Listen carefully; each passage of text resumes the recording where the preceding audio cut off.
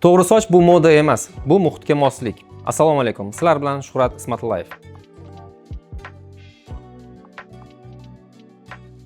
Bugun o'qish va ishga mos soch turmaklarini ko'rib chiqamiz. Agar mijoz maktab o'quvchisi bo'lsa, soch oddiy va ozoda bo'lishi shart. Keskin fade va styling talab qiladigan soch turmaklari maktab o'quvchilariga to'g'ri kelmaydi. Bu yoshdagi mijozlar uchun esa ko'proq klassik va o'rta uzunlikdagi soch turmaklari ko'proq to'g'ri keladi. Agar mijoz universitet talabasi bo'lsa, bu yerda tanlov ko'proq bo'ladi. Klassik soch turmagi bilan bir qatorda bir necha zamonaviy soch turmaklarini tanlasa bo'ladi. Ishxona va ofis muhitida soch obraz emas, fon bo'lib turishi kerak. Agressiv fade va trend uchun qilingan soch turmaklari bu yerda to'g'ri kelmaydi. Yumshoq perihodlik soch turmaklari ayni muddao.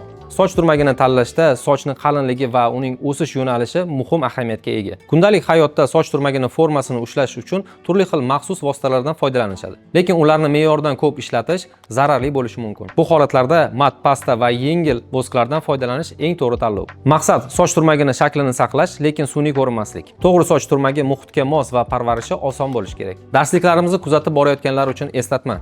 Soch turmagini tanlashda va uni to'g'ri parvarish qilishda mijozlarga to'g'ri maslahat berishimiz kerak. Sartaroshlikka oid foydali maslahatlarni bizning sahifamizda kuzatib boring.